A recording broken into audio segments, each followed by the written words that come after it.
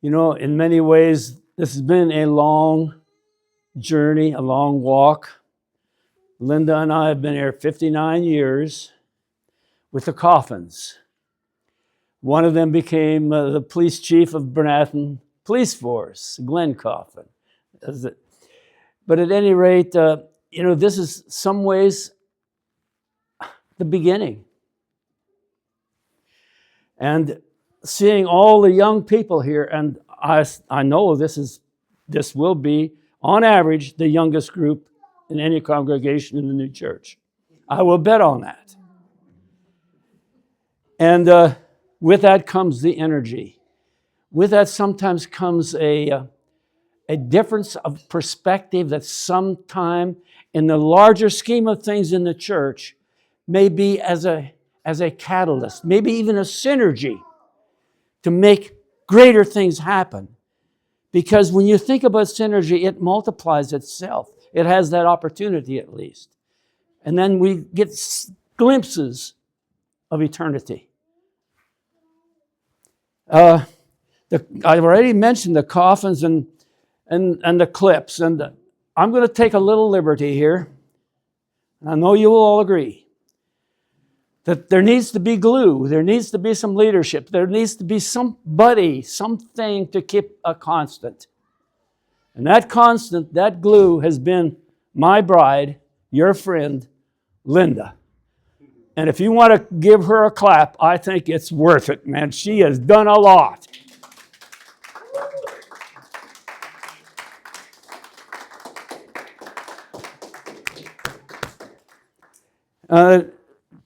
Talk to Shaughnessy's, the Fiedlers, the Buicks, Harriet Reed, Alan and Tavis, Sylvie,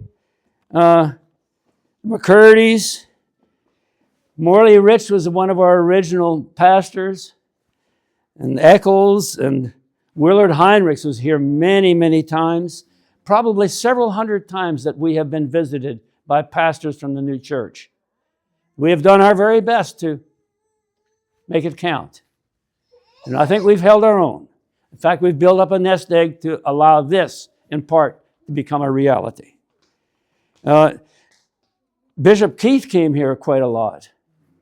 And he did a lot of our funerals and our weddings and those kind of things that, you know, deserved even more maybe. And he did a magnificent job.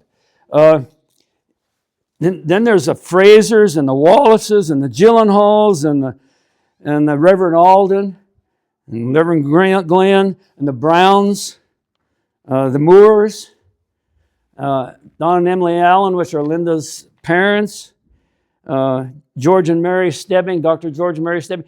All of these people have been here. And I've probably forgotten a few, I don't know. And if there is, I mean, pipe up. But at any rate, we're small in numbers, but we are significant in our purpose.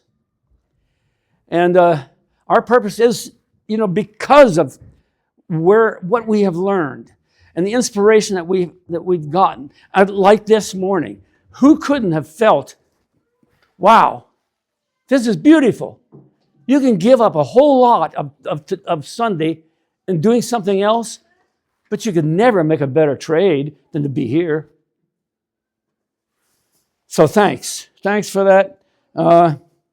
We don't know what the Lord has in store, but with all these young ones, you know, it's got to be prosperous. Prosperous in the real way.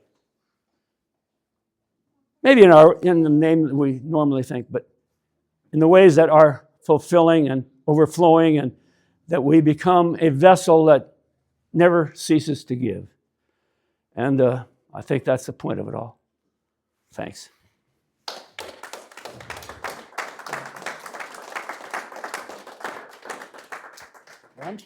Yes. Make that back.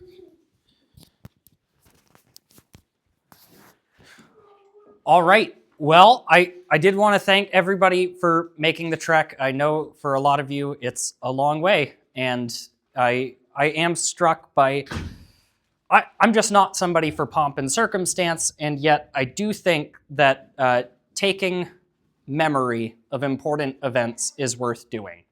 And so I want to hit 3 main points today. I want to focus a little bit on the past, a little bit on the present, and look a little to the future. So for the past, I think Glenn gave us kind of an overview of where it's been, and for a lot of it, I'm not aware of everything that's happened that got us to here. My cognizance of this group out here started sometime in the year 2021. And as he was saying, they've been here for 59 years. Those 4 years I've even been aware that there was a group out here is small.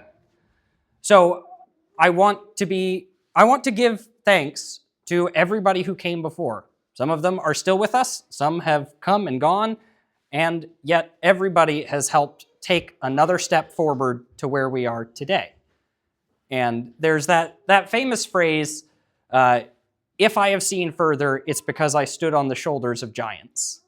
And I think that is going to apply as much today as it will 10 years from now, 20 years from now, and hopefully 100 years from now, that hopefully each subsequent generation can say confidently that they were standing on the shoulders of giants. So I think that's where we're starting from. We've got a pretty good outlook. We've got a pretty good vantage point to look forward. And that brings us to why we're all here today, is to sign articles of incorporation. And Glenn said there's kind of a new beginning, and it is. This is going to be the first time that we've had a legally organized and represented and recognized church in the state of Missouri. That's a big thing. This is the first time this has ever happened in the general church in this state. So that is something to be thankful for. It's something to be grateful for. And it's something that we can't take the credit for. We know that the church is not about individuals. We know it's not about an institution even.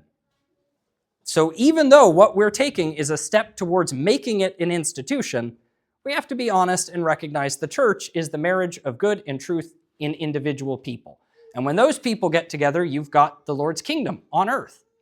So hopefully this institution that we're creating today is going to aid the Lord's kingdom on earth. And yet we still need to recognize that fundamentally the church is a spiritual thing.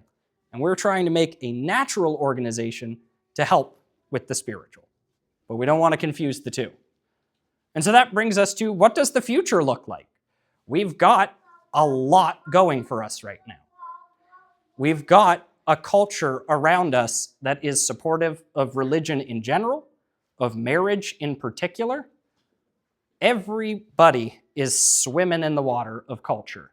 So we have to be careful about what are we swimming in. And I think that's something that the church out in this neck of the woods really has going for it. Not like anywhere else in North America, we've got a good culture around us. So what do we add to it? We want to be a blessing to those around us, not just for ourselves, but what does the new church have to offer a culture that already likes religion and already is sane on marriage?